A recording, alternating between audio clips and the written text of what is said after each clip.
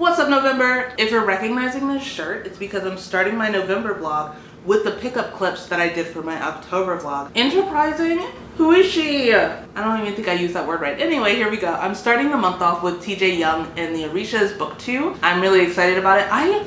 If you guys did not read TJ Young and the Orishas 1, please do. It is a beautiful young YA. I do say young because I believe TJ is 14, and that is on the younger side of the literary spectrum of young adult. I personally would call this middle grade, but I'm not literary professionals making all these decisions. So it is a young adult novel with young adult themes. I hope that made sense. But TJ 2, already hitting. I'm listening to it on Scribd.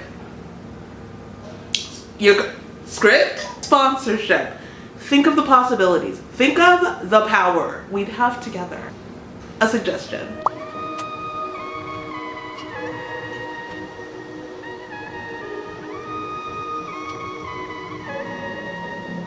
What's up, y'all? It's hot as fuck in the middle of November. I think I'm gonna go to, it's not the middle of November. I think I'm gonna go find an Asian grocery store. You're probably like, why? Because I've been looking for one. There's some stuff that I want to buy to make some stuff from Blackmail and Bibingka, so I'm really excited. So I'm gonna go find one. So let's go.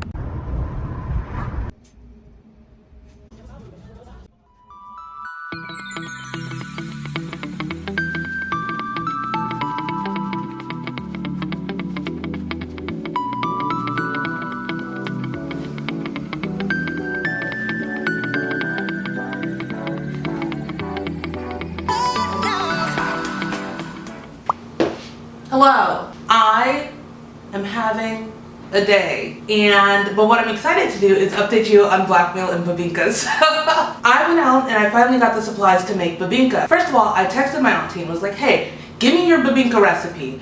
And she, for once, decided not to respond. That woman lives with her phone in her hand. So what are you doing, auntie? I needed you in this moment. You know, it's fine because her, not youngest son, but second youngest son, just turned 18. So I'm sure she's having a moment. Good luck, auntie. She's very much one of those people that loves being a mom. So I'm sure she's going through some emotions right now.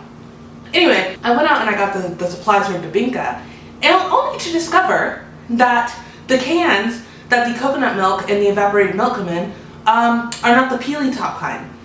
Interesting. And I'm like, oh my god, I have a can opener. Dope. But I don't have a can opener, everybody. When I moved, I must have not taken it with me. So now I had to pull out my multi-tool. And first of all, always have a multi-tool on you. But I have never once needed to use the can opener thingy on the multi-tool. I've only used pliers, I've used the knife on occasion, I've used the screwdriver, but never have I used the can opener. So we're gonna see how well this goes for me today. I need a win. It's been a time. We'll talk about that more later. Alright, let's go. You may be asking yourself, am I using this correctly? The answer is no, but I am slowly opening this can of coconut milk. So we're gonna just keep doing it my way. Welcome to another chaotic vlog.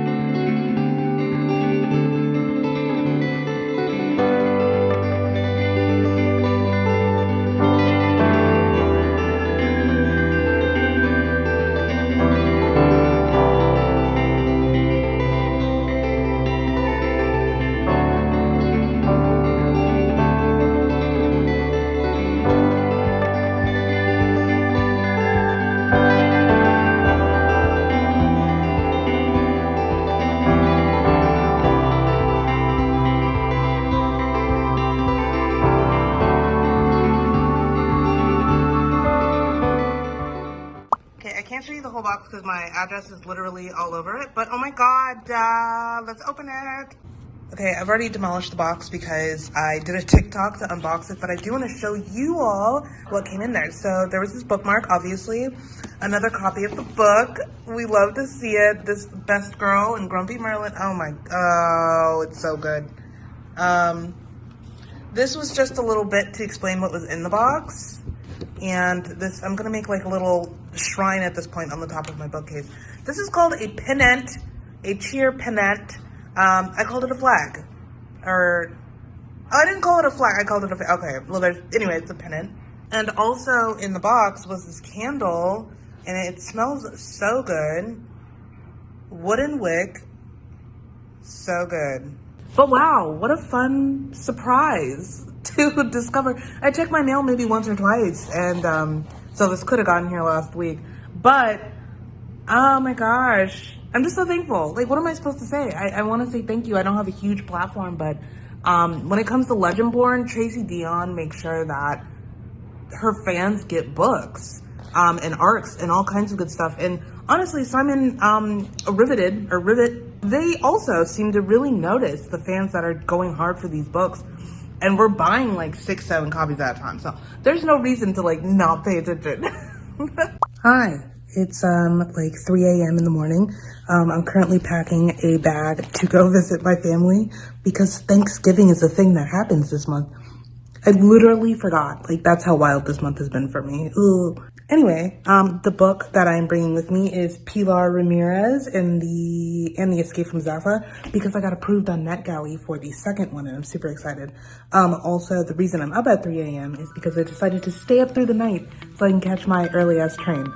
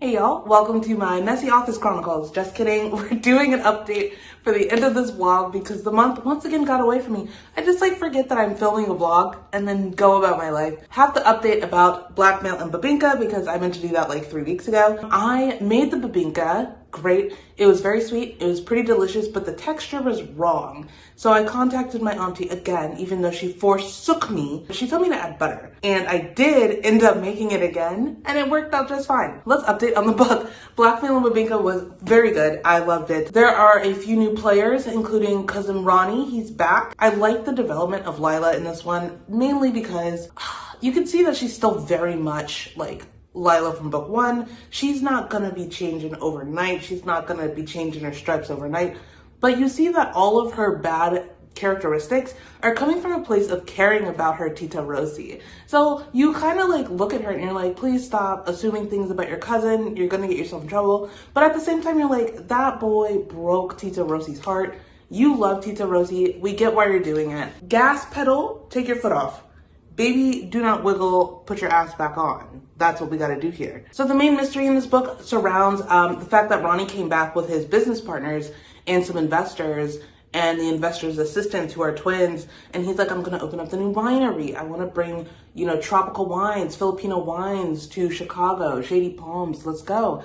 And everyone's, you know, like, Tita Rosie's obviously very happy. And she's like, oh my God, my son is doing something with his life. Been there, Ronnie. And then Lila and everybody else are kind of like, oh, you know, what's the scheme this time? What's the scam? Are you about to play us? Don't drag us into this, blah, blah, blah. And Ronnie almost immediately, because he genuinely in the beginning of the book, you get the feeling that he is very excited to be back with his mother. You know, you see him like, oh, well, you know, I told them that you make the best Filipino food in Chicago, blah, blah, blah. And he's really trying to like merge these two factions of his life to show that he's changed and to show that he loves his family. So it's actually very sweet and kind of unfortunate that it just doesn't work out. And of course, because this is a cozy mystery, there's a murder. And the person who ends up getting murdered is a very important person who has a dark past and who's made some mistakes, so people start investigating. And you know, the whole calendar crew's in it, and I loved it. I hesitate to say like it's very realistic with books, but this feels like a crime that could happen, and I feel like that's like the joy in cozy mystery. Like, it's not too outlandish. The motives are not, you know, world-shattering, world-ending, you know. It's very much localized. It's very much personalized, and I think that's what's so beautiful about cozy mysteries. I'm really glad that Manansala is gonna keep writing these. Like, I want 23 books. I want 37 books. I want them to never stop. I want so much Lila that my brain explodes. The other book I read this month was Pilar, Ramirez, and the Escape from Zafa. It is a middle grade. You know, I've been in my middle grade bag. I really want you guys to stop. Oh, you can see that I'm not wearing pants. I really need you guys to understand that I love middle grade. Okay, middle grade is so fun. It's so fun. You just gotta read it. The story follows Pilar Ramirez, and she is the youngest daughter of a, how do I say this? Because I'm not really sure. Her mother and her grandmother escaped from a Trujillo, is that how you say it? The dictator guy. And they ended up in Chicago, another Chicago story. Wow, I was really on brand this month. And they you know, they ended up getting to Chicago where Pilar was born, and with her older sister, Lorna. And, you know, her older sister is kind of the golden child. She knows how to socialize and she's really smart and blah, blah, blah. Pilar is very jealous. But Pilar is also she's noticing that the neighborhood that she grew up in her whole life is slowly being gentrified, and she doesn't like it. And she has hopes to be a documentarian, if that's the term. And she hopes to use her documentary skills to talk about things like gentrification and talk about her heritage and, you know, really shine light on things that she wants to shine light on. And I love this in a child character because, like, that's where it starts, right? That's where it all began. And unfortunately, her father has passed, so it's just her sister, her mom, and her grandmother. So one day, while Pilar is working on this documentary about how her grandma and mom escaped dictatorship, her older sister contacts her and she's like, hey, get to the university. This professor wants to talk to you. I told him about your documentary, and he really wants to talk to you. So Pilar goes to the university and breaks into this man's office because he's not there, even though he said he would be. And she finds herself falling into a magical land called Zafa. Okay, so I'm losing light. I do highly recommend that you read Pilar Ramirez and the Escape from Zafa. I will be back in December to tell you how book 2 went. Something else I read this month was Katrina Jackson's new entry in the Office Hours verse. God, what is that actual series called? Regardless, it's called Sabbatical. I loved it. Full simp type character for, you know, highly academic kind of cold woman who softens her up and makes her know that she is loved. And I'm such a sucker for it. Every single time I'm such a sucker for it. And honestly, Katrina Jackson writes it, I read it. That's just how my life is right now. Loved it. Read it. Do it. I have no problem with it. Let's be super real. I did not read all that many books this month. With the holidays, like, it's so hard for me to focus on reading, especially when it was NaNoWriMo as well. And I am so close to finish outlining like 3 books. I didn't so much write as I worked on outlining, because I'm starting to find that as a writer. So let me shift out of my reader hat really quick. As a writer, it's so important for you to have some kind of baseline level of, baseline level of what like outlining means to you. I hope that makes sense. I'm not gonna ever write out like a 50-page outline. That's not me. That's not what I do. I would rather pants my way through a book, use that pants draft as my outline and go back, which is what I did for book 1 of Gatekeepers. But I don't think that's efficient. I really don't. So I'm starting to develop a new way of outlining that works with my brain, with my habits, with my ADHD, with, you know, with my me. And that's what every writer has to figure out. What is your system? What is your process that you can replicate and improve upon over flying by the seat of your pants every single fucking time? You know what I mean? Figure it out. Oh my gosh, you guys. So I just had the weirdest emotional thought. I don't even know what to call it. Anyway, I was sitting here like thinking about, oh, I can finally put up my tree, right? Like, it's the middle of November, let me put up my tree. as I normally would. And then I had this thought, what is that notification? It was my Amazon package. I had this weird thought, like, why would I put up my tree when I know that there aren't gonna be gifts under it this year? You know, when I got that tree, I got it when I moved in with my ex, and one of the great joys was us putting it up together and like putting presents under it. And see, I'm already, the waterworks are coming again. But I love putting up Christmas tree. It's something I did with my mother. It's something me, my mom, and my sister did. Like, if I have to do it alone, why is that a bad thing? I like doing it, and doing it by myself could be its own new memory, you know? And it doesn't have to be bad or sad or signify that like I failed at something. I succeeded in putting a tree up, you know? And like, I wanted to talk to you guys about it because like, I love living by myself. I'm gonna be super honest with you about it. I had this moment of like, for Christmas, I'm going to go see my family again. Like, I won't be spending it by myself. It's just weird that even here, like, what presents would I put under the tree? Because I'm gonna have to travel with the presents this year, you know? I don't mean to get emotional. Like, I'm not sad. I want you guys to know that I'm not sad. I'm just like, why would I have the bad thought instead of the good thought of like, oh my God, look, you have your own space. You did it. You're living by yourself. Why did I have the bad thought first? And I know I'm not alone in this. Like, so many of my friends live by themselves and they travel for the holidays, and I should probably just talk to them. Be like, hey, have you ever had this weird emotional deluge about being alone while you set up your tree? Like, it sounds stupid when I say it out loud, right? And this is not to insult my ex, obviously. Like, he and I, we're cool. But we both acknowledge that living with each other was not the move. I don't know. If you guys could drop in the comment section, like if you live by yourself or when you did live by yourself, like how you felt around this time of year. Did you put up a tree? Did you just forego the tree because you wouldn't be putting presents for yourself down there? You just buy them for yourself. Like I said, I'm not sad, guys. I'm actually very proud of myself as I reflect on the year that I've had, how far I've come in general. I don't know. It was just a very emotional moment. It was very weird. Not me getting in touch with my inner self. Oh my God.